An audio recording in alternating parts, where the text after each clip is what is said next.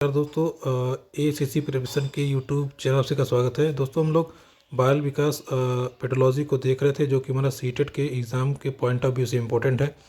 उसके हम लोगों ने प्रश्न पत्रों को सॉल्व किया था। कल की क्लास में हम लोगों ने सीटेट जनवरी 2012 के प्राइमरी लेवल यानी कि फर्स्ट पेपर के CDP सेक्शन को देखा। आज हम लोग सीटेट 2012 का जो एग्ज़ाम हुआ था जनवरी में, उसके पेपर 2 को देखेंगे। देखिए, बात को समझिएगा। यहाँ पे समझना क्या है कि जो CDP का सेक्शन है उसमें हम चाहे फर्स्ट पेपर देखें और चाहे सेकंड पेपर देखें, दोनों का एक ही जैसा सिलेबस है और एक ही जैसे क्वेश्चन आते हैं। इसलिए हम लोग दोनों पेपर को सॉल्व करेंगे और अपनी CDP पे समझ को मजबूत करेंगे। तो चलिए, समय ना लेते हुए हम पॉइंट को स्टार्ट करते हैं। एक बार आप समझ लीजिए, हम लोग ये जो पेपर सॉल्व कर रहे हैं, ये सीटेट 2012 का पेपर 2 है, जो कि जनवरी में हुआ था। ठीक है, इसको हम लोग सॉल्व करेंगे और एक एक क्वेश्चन को बनाने का प्रयास करेंगे। चलिए शुरू करते हैं। देखिए, यहाँ पे जो आपको पहला क्वेश्चन देखने को मिल रहा है, क्या बोल रहा है कि अभिप्रेरणा के सिद्धांतों के अनुसार एक शिक्षक के द्वारा सीखने को संवर्धित कर सकता है। मतलब ये एक शिक्षक है, अगर कह रहा है कि अभिप्रेरणा का सिद्धांत है, उसके द्वारा वो क्या संवर्धित कर सकता है। संवर्धित मतलब किसको बढ़ा सकता है। पहला, विद्यार्थियों से वास्तविक अपेक्षाएं रखने से। देखिए, जो विद्यार्थी हैं, आप जो भी सिखा रहे हैं, क्या वो बच्चे उसको दैनिक जीवन में प्रयोग कर पाएँ, ऐसा चाहते हैं आप? बिल्कुल चाहते हैं। हमारे सिखाने का मतलब ये होता है कि बच्चे दैनिक जीवन में प्रयोग कर पाएँ, वास्तविक जीवन में वो रिलेट कर पाएँ। तो पहला ही ऑप्शन हमारा सही हो जाएगा, बाकी हम दूसरे भी चेक कर लेते हैं। अगला देखिए, क्या है, अपेक्षाओं का एक रूप स्तर रखने में। यानी कि जैसे हम जो सिखाएं, हम ये सोचें बच्चे से कि बच्चा केवल एक ही तरीके से यूज़ कर पाए, ऐसा कोई उद्देश्य नहीं होता। जब भी आप चीज़ें बताएंगे, बच्चा उसको कई तरह से यूज़ कर पाए, इसका इस्तेमाल होना चाहिए। तो दूसरा ऑप्शन हमारा गलत हो जाएगा। तीसरा देखिए, कह रहा है कि किसी प्रकार की अपेक्षा ना रखें। भाई, हम अगर कुछ सिखा रहे हैं तो हम ये चाहेंगे ना कि वो सीख जाए, सीखने के बाद दैनिक जीवन में प्रयोग करे। ये तो कह रहा है अपेक्षा ना रखें, तो ये भी नहीं होगा। बहुत उच्च अपेक्षाएं भी बच्चों से नहीं रखनी है, केवल जितना उन्होंने सीखा है उसका वो दैनिक जीवन में यूज़ कर पाएँ, इस पे हमें ध्यान देना है। तो इसका राइट आंसर क्या हो जाएगा, अगर आप देख पा रहे होंगे, इसका राइट आंसर हो जाएगा फर्स्ट नंबर ऑप्शन, कि विद्यार्थी जो हैं वो वास्तविक अपेक्षाएं हमें उनसे रखनी है कि जो भी वो सीखें अपने दैनिक जीवन उसको प्रयोग कर पाएँ। इस चीज़ को आप ध्यान रखिएगा। चलिए आगे बढ़ते हैं। विकास शुरू होता है। अब जरा आप ध्यान दीजिएगा, जब मैंने आपको डेवलपमेंट की थ्योरी स्टार्ट की थी, मैंने आपको पहले ही बताया था कि विकास की स्टार्टिंग कब से होती है। जब बच्चा माँ के गर्भ में आता है, तभी से विकास स्टार्ट होता है। माँ के गर्भ से विकास चालू होगा। शैशवावस्था, पूर्व बाल्यावस्था, उत्तर बाल्यावस्था, किशोरावस्था तक, ये इसको हम कहते हैं बाल विकास। इसके बाद वो विकास जीवन पर्यंत चलता है। तो कह रहा है कि शुरुआत कब से होता है। तो इसमें आप देखिए, जो आपका जो ऑप्शन नंबर सेकंड है, प्रसव पूर्व अवस्था से। प्रसव पूर्व अवस्था मतलब जब से उसका गर्भाधान होता है, तभी से ही बच्चे का विकास होता है। तो यहाँ हमें ऑप्शन देखने की ज़रूरत ही नहीं है, हमारा काम यहाँ से हो जाएगा। आगे बढ़ते हैं। बहुविध बुद्धि के सिद्धांत के अनुसार सभी प्रकार के पशुओं, खनिजों और पेड़ पौधों को पहचानने और वर्गीकृत करने की योग्यता क्या कहलाती है। अगर आपको याद होगा, जब मैंने होवार्ड गार्डनर के बहुबुद्धि सिद्धांत के विषय में बताया था, तो बताया था मैंने कि उन्होंने कई प्रकार की बुद्धि को परिभाषित किया। उन्होंने कहा कि जो तार्किक बच्चा होगा वो तर्क वाली बुद्धि, जो बच्चा लेखक होगा वो साहित्य वाली बुद्धि। इसी प्रकार मैंने आपको बताया था कि जो बच्चे प्रकृति के बारे में, नेचर के बारे में, पेड़ पौधों के बारे में, जानवरों के बारे में ज़्यादा सोचते हैं, उनको हम कहते हैं प्राकृतिक बुद्धि, यानी कि उनको नेचर से लगाव है।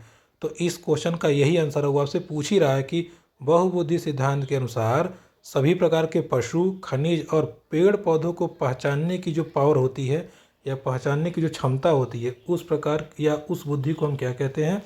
तो मैंने आपको डायरेक्ट बताया था कि उस प्रकार की बुद्धि को हम कहते हैं प्राकृतिक बुद्धि। बाकी आपको देखना ही नहीं है, सवाल पढ़िए, आंसर। ठीक है, बाकी अंत में डिस्कस करना ही नहीं है। अगर आपको ऐसे भी लग रहा है तो आप देखिए ना, सीधा पूछ रहा है पशु, खनिज, पेड़ पौधे, ये सब क्या है, प्राकृतिक है, इनको हम बना नहीं सकते। तो इस प्रकार की बुद्धि को हम कहते हैं प्राकृतिक। बाकी इसमें स्थानिक बुद्धि का है। स्थानिक बुद्धि मतलब जो मैपिंग वैपिंग ज़्यादा जानता है, जिसकी डिजाइनिंग वगैरह जो कर लेता है वो। भाषिक बुद्धि मतलब जो जैसे कि साहित्यकार वगैरह है, वो भाषिक बुद्धि। और उसके बाद है पहला नंबर ऑप्शन आपका है तार्किक गणितीय बुद्धि, जो मैथमेटिक्स तीव्र हो। तो इसका राइट आंसर क्या होगा, सेकंड नंबर ऑप्शन, प्राकृतिक बुद्धि। ठीक है, कट गया है, थोड़ा सा यहाँ से पढ़ लेते हैं, फिर अगला हम देखेंगे। लिखा है, अधिकांश व्यक्तियों की बुद्धि औसत होती है। ओके। बहुत कम लोग प्रतिभा संपन्न होते हैं और बहुत कम व्यक्ति, देखिए कह रहा है क्या, बहुत कम व्यक्ति मंद बुद्धि के होते हैं। यहाँ कथन किसके प्रतिस्थापित सिद्धांत पर आधारित है। देखिए कह रहा है कि अधिकांश, जैसे बहुत लोग औसत बुद्धि के होते हैं, मतलब सामान्य बुद्धि के, उसके बाद कह रहा है कुछ तीव्र बुद्धि के होते हैं और कुछ मंद बुद्धि के होते हैं। ये कौन सा सिद्धांत है आप ही बताइए। अगर बहुत सारे लोग हैं, कुछ तीव्र बुद्धि के, कुछ मंद बुद्धि के, कुछ सामान्य स्तर के, तो ये किस बात को इंगित करता है या बुद्धि के किस सिद्धांत पे चलता है। जरा ऑप्शन टिक करते हैं, देखते हैं। करा कि बुद्धि और जाति भिन्नताएं। जरा आप ध्यान दीजिए, क्या बुद्धि का वितरण जाति देख के होता है? नहीं ना। तो लिखा है कि बुद्धि और जाति भिन्नताओं के आधार पे, तो पहला तो गलत हो जाएगा। सेकंड नंबर की हम बात करें, रुकिए थोड़ा इसकी मोटाई कम कर ले, तो इसकी मोटाई थोड़ी सी कम करें क्योंकि ये बहुत मोटा हो जा रहा है। अच्छा चलिए देखते हैं, अगली क्लास में कर लेंगे। देखिए अगला लिख रहा है कि भैया देखिए पहला ऑप्शन तो हमारा गलत हो गया।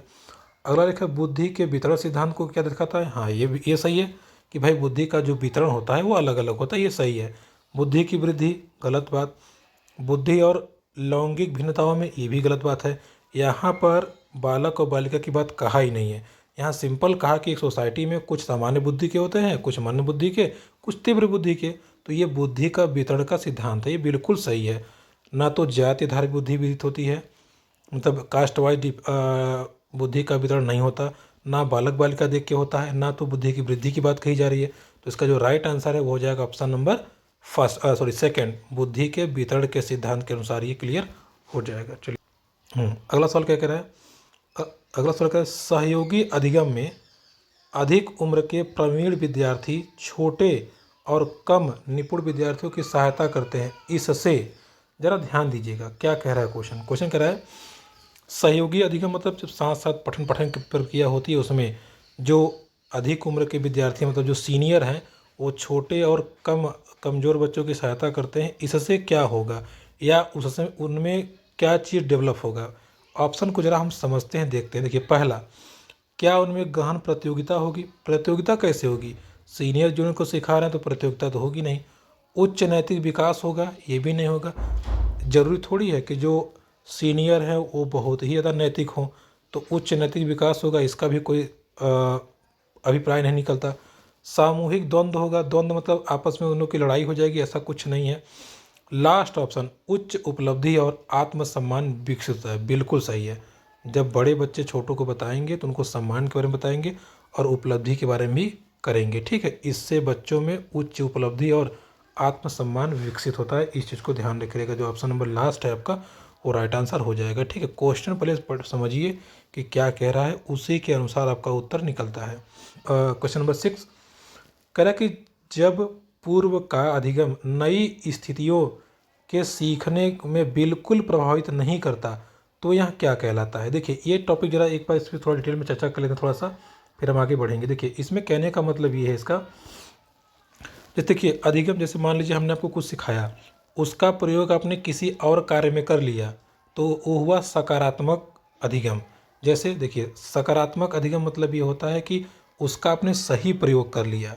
मतलब जैसे हमने आपको साइकिल सिखाया, आप हैंडल चलाना जानते हैं तो हैंडल घुमाने फिराने की हेल्प आपने कर लिया बाइक में, तो ये आपका हुआ पॉजिटिव या सकारात्मक हस्तांतरण या स्थानांतरण।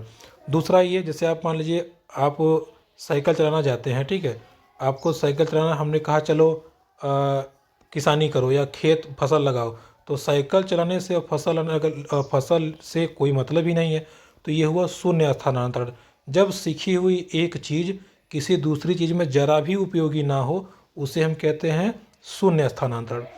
अब तीसरा कह रहा है कि एक और है कि जैसे आपने कुछ सीखा उसका निगेटिव परिणाम निकल गया। जैसे मान लीजिए कुछ लोग, क्या होता है ना कि हमने कई चीज़ें सिखाई, जैसे कुछ लोग गलत रास्ते पे जाके आप कह लीजिए अपराध करने लगते हैं, तो जो उन्होंने सीखा, जैसे सिखाया गया कि ताला कैसे खोलते हैं, इस ताला को खोलो, कभी इमरजेंसी हो तो खोल लो, लेकिन उसका प्रयोग अगर वो लोग चोरी में करने लगते हैं तो ये हुआ निगेटिव स्थानांतरण। अब क्वेश्चन समझिए, क्वेश्चन आपसे क्या कह रहा है। क्वेश्चन कह रहा है कि जब पूर्व में अधिगम नई स्थितियों में सीखने को बिल्कुल प्रभावित न करे, यानी कि जो हमने सीखा था पहले उसका कोई प्रयोग नहीं आया, निगेटिव नहीं हुआ लेकिन प्रयोग कोई नहीं आया, तो ये हुआ अधिगम का शून्य स्थानांतरण। शून्य स्थानांतरण मतलब पहले जो सीखा था उसका कोई प्रयोग दूसरे में नहीं आया, पहले जो सीखा था उसका दूसरे में प्रयोग आ गया, ये पॉजिटिव। पहले जो सीखा था दूसरे में प्रयोग आया लेकिन वो हमें गलत रास्ते पे ले गया, तो वो निगेटिव स्थानांतरण, ठीक है। ये तीन चीज़ आप ध्यान रखे रहिएगा। आगे बढ़ते हैं। चिंतन अनिवार्य रूप से है, मतलब चिंतन अनिवार्य रूप से क्या है, इस चीज़ को आप ध्यान दीजिएगा।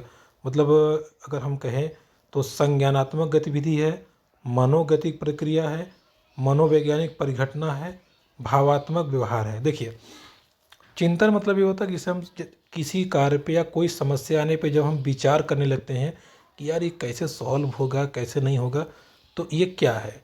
देखिए, मनोगति प्रक्रिया है, मनोवैज्ञानिक परिघटना है, भावात्मक व्यवहार। देखो, भावात्मक मतलब आपके चेहरे पे दिखने लगेगा कि यार क्या गड़बड़ है, क्या नहीं है, या आप सोचेंगे। तो इसमें जो राइट आंसर होगा वो होगा संज्ञानात्मक गतिविधि।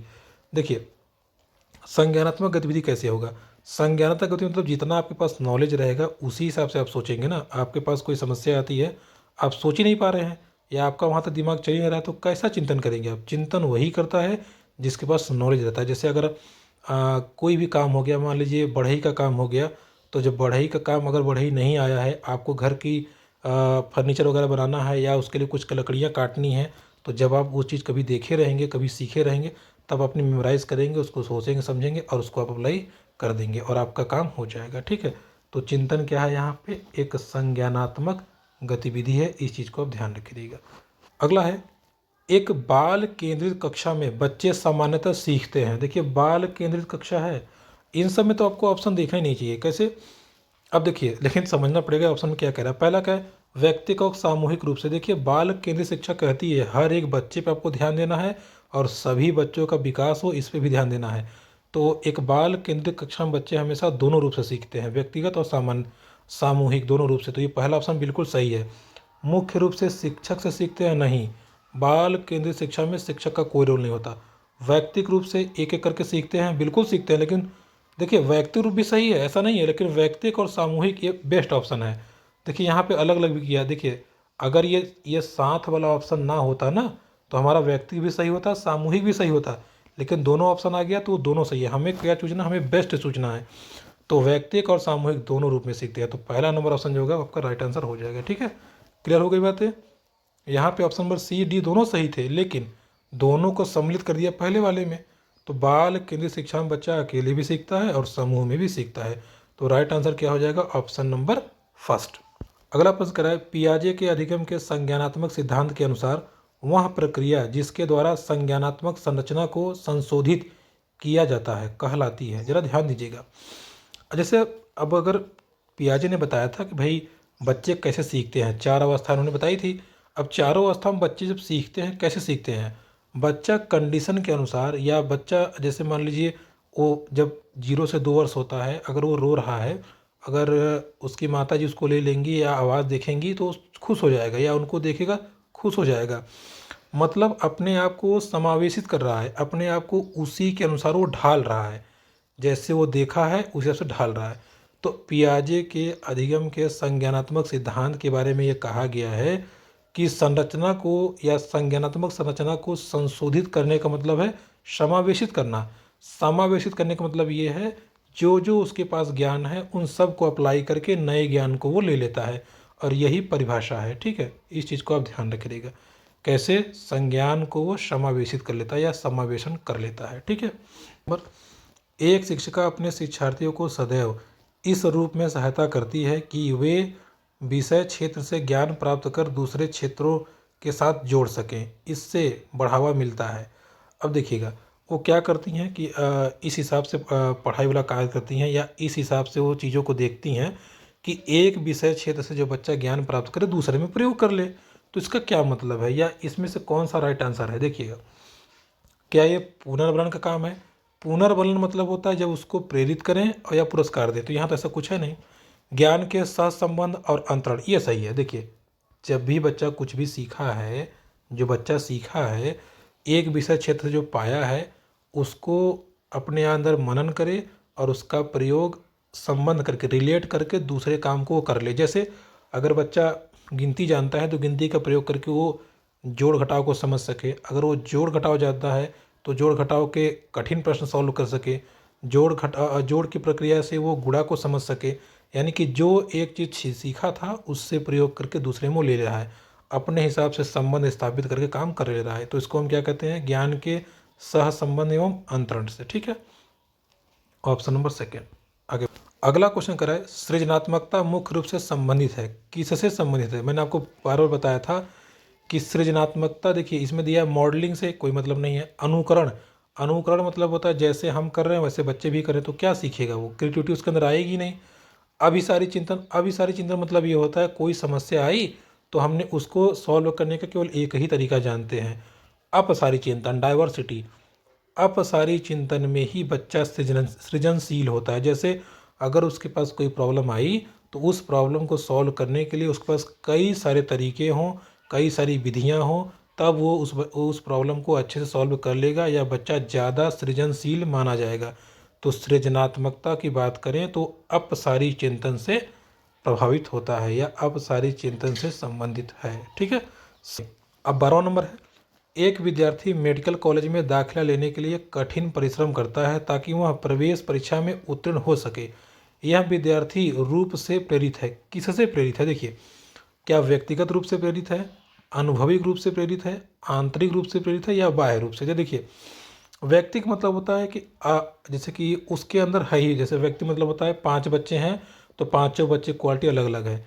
तो वो जब प्रवेश परीक्षा के लिए देख रहा है तो क्या वो अंदर से प्रेरित है, उसको पहले से पता है क्या कि हमको यही करना है या हम इसीलिए बने हैं? तो ये ऑप्शन तो सही नहीं होगा।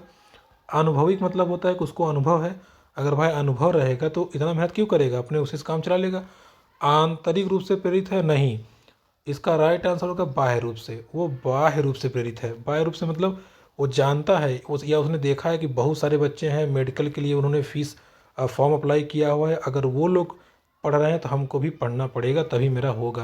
क्योंकि मेडिकल कह सकते हैं आप, मेडिकल का एग्ज़ाम जो है बहुत ख़तरनाक होता है या बहुत टफ होता है, इसलिए वो बाह्य वातावरण से या बाहर के लोगों को देख करके तब वो प्रेरित हुआ है कि मुझे परीक्षा में पास होना ही होना है, इसलिए वो कठिन मेहनत कर रहा है। तो उसका राइट आंसर क्या हो जाएगा? Option number D. अगला प्रश्न आपसे क्या कह रहा है? अगला प्रश्न कह रहा है कि व्यवहार का करना पक्ष में आता है, किस पक्ष में? व्यवहार का करना किस पक्ष में आता है? पहला है आपका ऑप्शन नंबर, सीखने के गतिक क्षेत्र में, सीखने के मनोवैज्ञानिक क्षेत्र में, सीखने के संज्ञानात्मक क्षेत्र में या सीखने के भावात्मक क्षेत्र में। देखिए, करना, करना मतलब जैसे हमने कहा कि चलो पढ़ो, आप पढ़ने लगे। हमने कहा चलो दौड़ो, आप दौड़ने लगे। हमने कहा चलो खेलो, आप खेलने लगे। तो हमने जैसे ही कहा आप करने लगे। करना का मतलब मूवमेंट, यानी कि सीखने के गति क्षेत्र में आता है। ठीक है, तो सीखने के गति क्षेत्र में व्यवहार का करना, करना मतलब जो भी एक्टिविटी है आप तुरंत करने लगे, तो शरीर मूव कर रहा है। तो सीखने के सिद्धांत में या सीखने का गतिक सिद्धांत भी था। गतिक सिद्धांत मतलब जिसमें बॉडी मूव करती है। ठीक है, देखिए अगला प्रश्न क्या कहता है? देखिए, विज्ञान एवं कला प्रदर्शनियाँ, संगीत एवं नृत्य प्रस्तुतियाँ तथा विद्यालय पत्रिका निकालना के लिए है, किसके लिए है? मतलब ये सब चीज़ें निकालना किसके लिए है या क्यों निकालते हैं हम? जो प्रदर्शनी होती है, संगीत, कला, नृत्य, ये सब क्या है? देखिए, शिक्षार्थियों को सृजनात्मक मार्ग उपलब्ध कराने में हो सकता है, बिल्कुल हो सकता है। विभिन्न व्यवसाय, गलत। एनसीए जो हमने आपको बताया था 2020 एनईपी, वो व्यवसाय के लिए शिक्षा का प्रयोग इस्तेमाल करती ही नहीं है। नाम रोशन करने में बिल्कुल नहीं। अभिभावक को संतुष्ट करने के लिए बिल्कुल नहीं। हाँ, तो पहला नंबर ऑप्शन सही हो जाएगा। शिक्षार्थियों को सृजनात्मक क्रिएटिव, मतलब उनको क्रिएटिव बनाने के लिए, बच्चे विज्ञान में भी आगे हों, कला में भी आगे हों, संगीत में भी आगे हों, नृत्य में भी आगे हों, तो इन सब के लिए विद्यालय पत्रिका निकाली जानी चाहती है ताकि ऐसा हो, ऐसा शिक्षार्थियों को पता चले कि यहाँ ये चीज़ें कराई जाती हैं, तो हमें जाना है, एडमिशन लेना, पढ़ना है और हर क्रिएटिविटी को सीखना है। ठीक है, उसका कतई उद्देश्य नहीं होता कि पैसा कमाने के लिए या अभिभावकों को संतुष्ट करने के लिए या आप कह लीजिए कि व्यावसायिक शिक्षा देने के लिए, उसका कतई उद्देश्य नहीं होता। तो राइट आंसर हो जाएगा ऑप्शन नंबर ए। 15, एक शिक्षिका अपने शिक्षार्थियों के अनेक तरह के सामूहिक गतिविधियों में व्यस्त रखती है, जैसे समूह चर्चा, समूह परियोजना, भूमिका निर्वाह आदि। यह सीखने के किस आयाम को उजागर करता है? सामाजिक गतिविधि के रूप में अधिगम, यही आपका राइट आंसर हो जाएगा। ये तो मैंने आपको बता ही दिया था कि सामाजिक रूप से सीखने का मतलब है समूह में चर्चा, परिचर्चा, वाद विवाद, ये सब क्या है? सामाजिक। मनोरंजन द्वारा नहीं होगा, भाषा नहीं होगा, प्रतियोगिता आधारित नहीं होगा। तो यहाँ पे जो ऑप्शन नंबर फर्स्ट है वो राइट आंसर हो जाएगा। सामाजिक गतिविधि के रूप में सीखने के लिए ये कराया जाता है, चाहे समूह चर्चा हो, चाहे परियोजना हो, जो भी हो, सामाजिक अधिगम के रूप में या सामाजिक गतिविधि के रूप में ही ये सब चीज़ें कराई जाती हैं। ठीक है, आपको अन्य ऑप्शन देखने की ज़रूरत ही नहीं है। अगला क्या है, रुकिए अपनी फ़ोटो रख दें, क्वेश्चन कट जाएगा।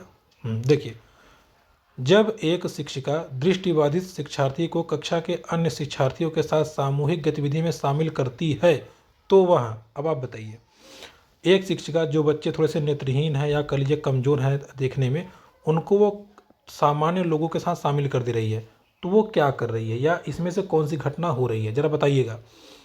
कक्षा सीखने के लिए बाधा उत्पन्न कर रही है? बिल्कुल नहीं। समावेशी कक्षा के अनुसार कार्य कर रही है? बिल्कुल सही है। समावेशी कक्षा यही होता ही है कि सभी को एक साथ मिला के पढ़ाना। अगला है, सभी शिक्षार्थियों में दृष्टिबाधित शिक्षार्थी के प्रति सहानुभूति नहीं। ऐसा कुछ नहीं है। दृष्टिबाधित शिक्षार्थी संभवतः तनाव बढ़े ना, बिल्कुल नहीं। तो ऑप्शन नंबर जो सेकंड है, यानी कि सभी प्रकार के बच्चों को, जैसे जो भी बच्चे हैं, चाहे वो आर्थिक रूप से हों, चाहे वो सामाजिक रूप से, चाहे जिस भी रूप से हों, चाहे दृष्टिबाधित हों, अगर उन बच्चों को हम समावेशी कक्षा में शामिल करना चाहते हैं या करते हैं, तभी अन्य बच्चों के साथ उनको रखना पड़ेगा, तभी जाके समावेशी शिक्षा की परिभाषा परिपूर्ण होती है या समावेशी का संबंध निकलता है। तो जो दृष्टिबाधित बच्चे हैं, अगर उनको शिक्षिका सभी बच्चों के साथ बैठा के पढ़ाती हैं, इसका मतलब ये है कि उनको समावेशी शिक्षा का ज्ञान है और वो उसी भावना से प्रेरित होकर के ये कार्य कर रही हैं। तो समावेशी शिक्षा का यहाँ पे समावेशन होता है, या कह लीजिए कि यहाँ पे अभिप्राय निकलता है। तो राइट आंसर होगा समावेशी शिक्षा की। अगला प्रश्न हमारा है, एक शिक्षिका अपने शिक्षण में दृश्य श्रव्य सामग्री और शारीरिक गतिविधि का प्रयोग करती हैं क्योंकि, देखिए वो हर प्रकार की, मतलब दृश्य श्रव्य सामग्री तो जैसे रेडियो हो गया, टीवी हो गया, ये सब यूज़ कर रही हैं, और शारीरिक गतिविधि भी प्रयोग कर रही हैं। क्यों कर रही हैं? वे शिक्षक को आराम देते हैं, मतलब ऐसा करने से, जैसे टीवी चला दिए, शिक्षक आराम कर रहा है, क्या ये है? या आकलन को सुगम बनाते हैं, क्या ये है? वे शिक्षार्थियों को वैविध उपलब्ध कराते हैं, क्या ये है? अगला, इसमें अधिकतम इंद्रियों का उपयोग सीखने को संवर्धित करता है। ये बिल्कुल सही ऑप्शन है। देखिए ध्यान समझिएगा, जैसे जो भी बच्चे हैं, अगर आप टीवी चला देंगे, बड़ा ध्यान से देखते हैं कार्टून, या कोई, जैसे आप उनको वीडियो दिखा दीजिए, फिर पूछेंगे ना तो पड़ा पड़ा बताएंगे, हाँ ये हुआ था, ये हुआ था। मतलब उनका आँख और कान पूरा केंद्रित रहता है, वो कहीं और नहीं देखेंगे, उनका पूरा दिमाग उस पर केंद्रित रहेगा। तो दृश्य और श्रव्य सामग्री बच्चों के इंद्रिय, मतलब जो 5 ज्ञानेंद्रियाँ हैं, उनको वो सेंटर्ड रखती हैं या फोकस रखती हैं, जिससे बच्चे अच्छे से सीखते हैं या सीखने की प्रक्रिया तीव्र होती है। तो दृश्य और श्रव्य सामग्रियों का उपयोग यही होता है। ठीक है, इस चीज़ को ध्यान रखिएगा। कोहेल वर्ग के अनुसार, देखिए कोहेल वर्ग जहाँ आ जाएँ, बस आपको ढूंढना है नैतिक कहाँ ऑप्शन है। मैंने आपको कल भी बताया था, तो नैतिक है ऑप्शन नंबर सी, और यही राइट आंसर हो जाएगा, और आपको कुछ करना ही नहीं है। अब आपको आएगा, अच्छा नैतिक तो यहाँ 3 जगह हैं, हम कैसे समझेंगे? अब सवाल को जरा समझते हैं। अगर नैतिक हर जगह आ गया तो देखिए, कह रहा कोहेल वर्ग के अनुसार सही गलत प्रश्न के बारे में निर्णय लेने के शामिल चिंतन प्रक्रिया को क्या कहा गया है? क्या सहयोग की नैतिकता, नैतिक तर्कणा, नैतिक दुविधा, नैतिक यथार्थवाद? देखिए सहयोग की नैतिकता, सहयोग मतलब होता है जैसे किसी की आप हेल्प कर दें, आपके अंदर एथिक्स है, तो इसमें सही गलत की बात तो होती ही नहीं है। तर्कणा मतलब होता है विरोधाभास करना, ऐसा भी नहीं। दुविधा मतलब नैतिक दुविधा भी नहीं होनी चाहिए, अगर कोई चीज़ सही गलत है तो उसको आप सही गलत बताइए। ये होता है यथार्थवाद। यथार्थवाद मतलब जो चीज़ बना है, जैसे अगर ये है कि हमें बड़ों का सम्मान करना चाहिए, ये सही बात है तो सही बात है। ठीक है, इस चीज़ को आप ध्यान रखिएगा। ये किसने कहा था? कोहेल वर्ग ने। 19 नंबर देखिए, इसमें क्या कह रहा है, देखिए, एक विद्यार्थी अपने समकक्ष व्यक्तियों के समूह के प्रति आक्रामक व्यवहार करता है और विद्यालय के मानदंडों को नहीं मानता। इस विद्यार्थी को सहायता की आवश्यकता है। जरा बताइए आप, एक विद्यार्थी है जो विद्यालय के नियम कानून नहीं फॉलो करता, साथ ही साथ उसके जो साथ के बच्चे हैं उनके साथ तो लड़ाई झगड़ा करता है, तो इस विद्यार्थी को किस प्रकार की सहायता चाहिए या करनी चाहिए? क्या उसका भावात्मक क्षेत्र विकास करना चाहिए, या उच्च स्तरीय चिंतन कौशल, संज्ञानात्मक क्षेत्र, मनोगत्यात्मक क्षेत्र? जरा ध्यान दीजिएगा, जो भी बच्चा इस प्रकार का व्यवहार करता है, 2 ही कारण हो सकता है। एक, या तो वो किसी प्रकार की बात में उलझा हुआ है, टेंशन में है, और दूसरा ये कि वो किसी बात से परेशान है, अपने आप को समायोजित नहीं कर पा रहा है। तो इसका मतलब ये हुआ, उसके भावनात्मक क्षेत्र को हमें डेवलप करना है। जैसे देखिए, अगर कोई बच्चा घर की टेंशन से आया है, मार पीट खा के आया है, मार उड़ खा के, तो अगर उसका कोई सहयोगी कहेगा कि किताब निकालो सर पढ़ने के लिए करें, तो पहले उसी को थपड़ी आ जाएगा, किताब निकालो, भग मार खा के किताब निकाले। तो कहने का मतलब ये है, जब वो इमोशनली कह लीजिए या भावात्मक रूप से तैयार नहीं रहेगा, तो वो इस प्रकार के मानदंडों का प्रयोग करेगा। कभी कभार हम लोग कोई अगर रूल अप्लाई कर देंगे, बाहर नहीं जाना है, तो बच्चा देखिए बहुत टेंस में रहता है और मौका पाते ही स्कूल की सामग्री तोड़ने लगता है या नुकसान करने लगता है। तो भावात्मक रूप से उसको सहायता देने की आवश्यकता पड़ती है या सहायता देने की आवश्यकता है। हमारा है क्या कह रहा है, शिक्षकों को यहाँ सलाह दी जाती है कि वे अपने शिक्षार्थियों को समूह गतिविधियों में शामिल करें, क्योंकि सीखने को सुगम बनाने के अतिरिक्त ये भी सहायता करते हैं। किस में सहायता करते हैं भैया, देखिए समूह गतिविधि, चर्चा परिचर्चा, वाद विवाद, ये सब के सब सामाजिकरण के हिस्सा हैं। तो और ऑप्शन आपको देखने की जरूरत ही नहीं है। जब बच्चे एक दूसरे से मिल के सीखेंगे या समूह में सीखेंगे तो यही शिक्षण क्या होता है, सामाजिक शिक्षण का हिस्सा होता है। ठीक है, अब आगे बढ़ते हैं। क्या लिख रहा है, समावेशी शिक्षा उस विद्यालय शिक्षा की व्यवस्था की ओर इंगित करता है जो, देखिए समावेशी शिक्षा मैंने आपको बार बार बताया था कि समावेशी शिक्षा मतलब ऐसी शिक्षा व्यवस्था जो सबके लिए हो। तो इसमें हम ऑप्शन को पढ़ लेते हैं और देख लेते हैं। देखिए क्या लिख रहा है, विशेष आवश्यकता वाले बच्चे, गलत बात हो गया। केवल, गलत बात हो गया। जो, ये भी गलत बात। देखिए जो निर्योग्य बच्चे हैं, थोड़ी है निर्योग, सभी बच्चों को। अब देखिए आ गया ना option number D right answer, जो उनकी शारीरिक, बौद्धिक, सामाजिक, भाषिक, अन्य विभिन्न योग्यताओं स्थितियों को ध्यान में रखे और बगैर बच्चों को शामिल करती है। ठीक है, मतलब बच्चा शारीरिक रूप से अच्छा है, बौद्धिक रूप से अच्छा है, सामाजिक रूप से, इन सब का ध्यान न दे, सभी बच्चों को पढ़ाया जाए, यही है हमारी समावेशी शिक्षा। तो राइट आंसर क्या हो जाएगा, ऑप्शन। अगला प्रश्न, निम्नलिखित में से कौन सा मुख्य रूप से आनुवंशिकता संबंधित लक्षण है। तो मैंने आपको क्लास में पहले दिन बताया था आँख का रंग। ठीक है, जो जैसे आँख का जो रंग होता है ये आनुवंशिक लक्षण है, ये पीढ़ी दर पीढ़ी ट्रांसफर होता रहता है और आपको कुछ देखा ही नहीं है। सामाजिक गतिविधि में जैसे कोई बहुत व्यवहारिक है, जरूरी थोड़ी है बेटा भी व्यवहारिक हो। और समकक्ष व्यक्तियों के समूह प्रति अभिव्यक्ति, मतलब जैसे जो अगर एक व्यक्ति या पिताजी अपने अपने हम उम्र लोगों से मिलनसार हैं तो जरूरी नहीं बेटा भी हो। चिंतन पठन का कोई रोल नहीं है। तो सबसे पहला ऑप्शन जो है, आँखों का रंग या आँखों का, जैसे किसी का भूरा है, लाल है, नीला है, तो पीढ़ी दर पीढ़ी ट्रांसफ़र होता रहता है, इस चीज़ को ध्यान रखिएगा। अगला क्वेश्चन कह रहा है कि शिक्षकों को अपने विद्यार्थियों की त्रुटियों का अध्ययन करना चाहिए क्योंकि वे प्रायः की ओर इंगित करते हैं। ये वही मैंने आपको बताया था कि जो बच्चे त्रुटि कर रहे हैं उनको करने दीजिए और उसको आप नोटिस करते रहिए। आपको करना क्या पड़ेगा, देखिए इससे आपको क्या संकेत मिलता है। पहला, योग्यताओं के अनुसार समूह बनाने हेतु दिशा निर्देश, भिन्न प्रकार की पाठ्यचर्या की आवश्यकता, उनके ज्ञान की सीमा। यहाँ देखिए तीनों के तीनों ऑप्शन सही हैं, लेकिन आवश्यक उपचारात्मक युक्ति, ये राइट आंसर है। मतलब अगर बच्चे की आप त्रुटि को ज्ञान में रखेंगे, संज्ञान में रखेंगे, तो आपको ये पता चलता रहेगा किस बच्चे के लिए हमें कौन सी रेमेडियल टीचिंग अप्लाई करनी है। तो राइट आंसर क्या होगा, ऑप्शन नंबर डी। अगला नंबर क्वेश्चन है, देखिए अगर आप जो पहली बार वीडियो देख रहा होगा उसको लग रहा है बहुत तेज़ी से पढ़ा रहे हैं, ऐसा कुछ नहीं है। मैंने जो आपको 20 क्लास पढ़ाई है, 30-40 मिनट की एक वीडियो है, उन सब को अगर आप पढ़ लेंगे इसमें किसी क्वेश्चन में कोई प्रॉब्लम नहीं होगी। बस आपको देखना है, आगे निकल जाना है, क्योंकि आपको याद आ जाएगा अच्छा उन्होंने ये बताया था। ठीक है, अगला प्रश्न, सीमा हर पाठ को बहुत जल्दी याद कर लेती है जबकि लीना उसे सीखने में ज़्यादा समय लेती है। जरा एक बात बताइए, एक बच्चा बहुत तेज़ी सीख लिया, एक बच्चा कम सीखा, एक बच्चा नहीं सीखा, ये क्या है।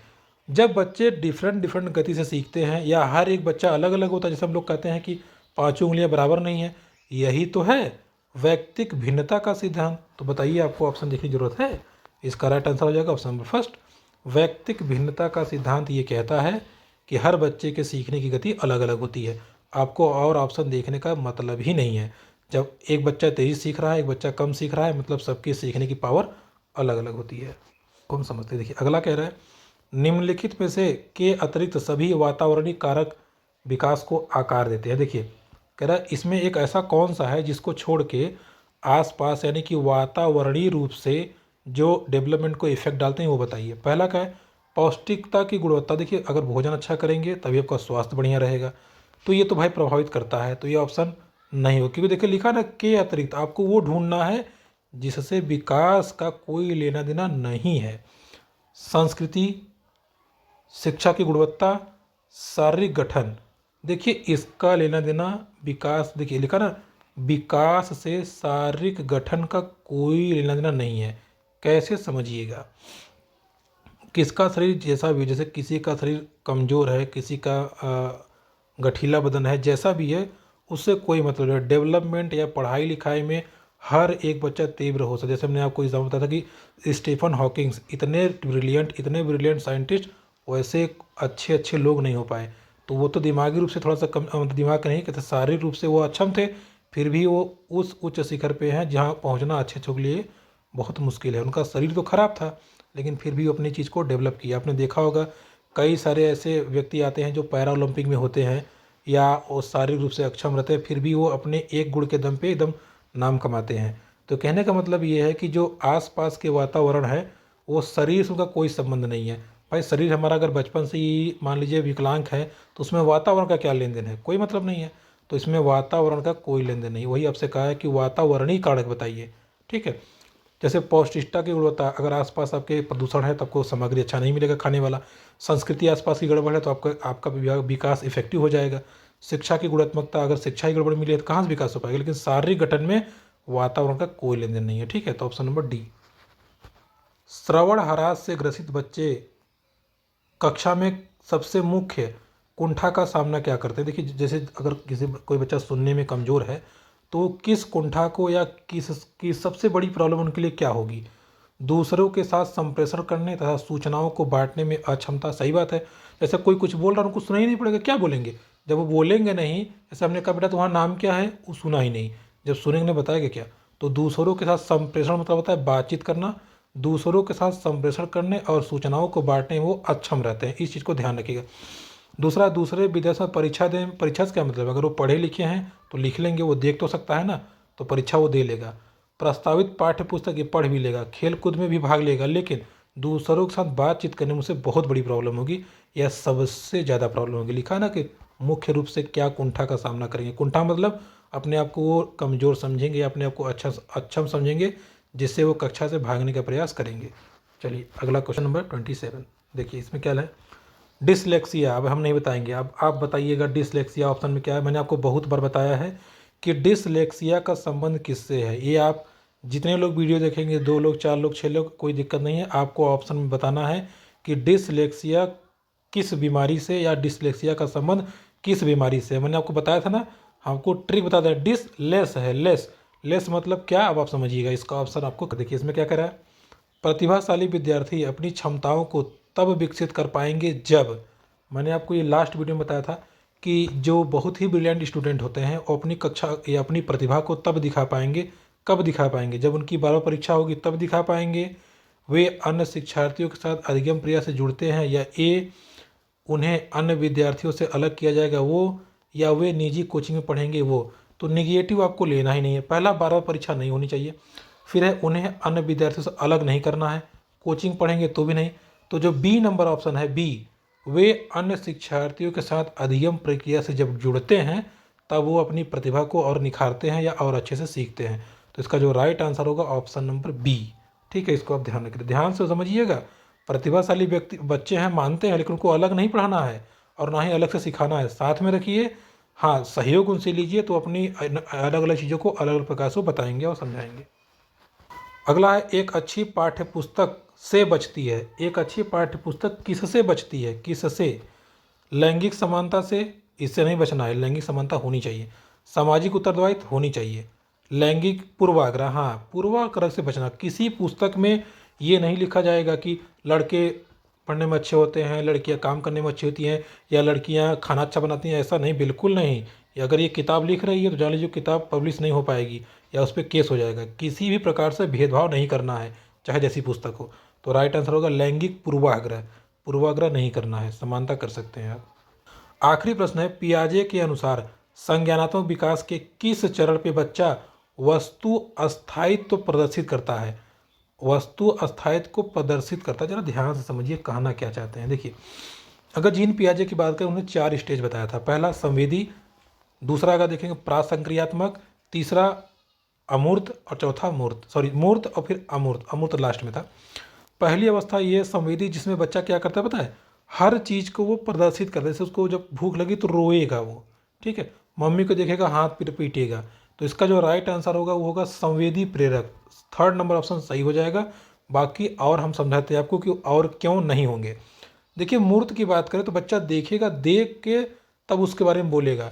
अब जो जैसे देखिए, वस्तु अस्थायित्व को प्रदर्शित कर रहा है, प्रदर्शित मतलब उसके बारे में ना वो कुछ बोल रहा है ना कुछ सोच रहा है, केवल प्रदर्शित कर रहा है। जैसे अगर छोटे बच्चे आप उसको दुकान में ले जाए, क्या खाओगे, तो ऐसे दिखाएगा हमको ये चॉकलेट खाना है, तो बता रहा है ठीक है हमको यही चाहिए।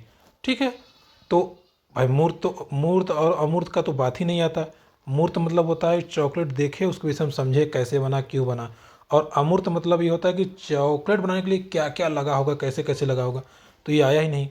अगला है आपका ये ऑप्शन नंबर जो पूर्व संक्रियात्मक है। पूर्व संक्रियात्मक मतलब ये होता है कि वस्तु को प्रतीक के माध्यम समझे, जैसे 1 रुपये का सिक्का, 2 रुपये का सिक्का, ऐसा कुछ नहीं है। केवल केवल वस्तु स्थायित्व को प्रदर्शित करता है। तो जब वो संकेत से नहीं बात कर रहा है, चीज़ को सामने देख के नहीं बात कर रहा है, कल्पना नहीं कर रहा है, तो केवल और केवल अपने शो अप कर रहा है, अपने इंद्रियों से बता रहा है, तो उसको हम कहते हैं संवेदी चरण या इंद्रिय जनित चरण। तो इसका राइट आंसर हो जाएगा ऑप्शन नंबर सी। इस चीज़ को आप ध्यान रखिएगा। तो दोस्तों ये थी आज की हमारी क्लास। देखिए ध्यान से समझिएगा। देखिए तो दोस्तों ये थी आज की हमारी क्लास, जिसमें हम लोगों ने सी टेट 2012 के जनवरी पेपर 2 को हमने पूरा सॉल्व किया और इसके एक एक वीडियो को हमने देखा और समझा। अब इसके आगे हम लोग अगले पेपर प्रैक्टिस करेंगे। वीडियो पसंद आती है तो please like, comment, share, subscribe YouTube channel. धन्यवाद।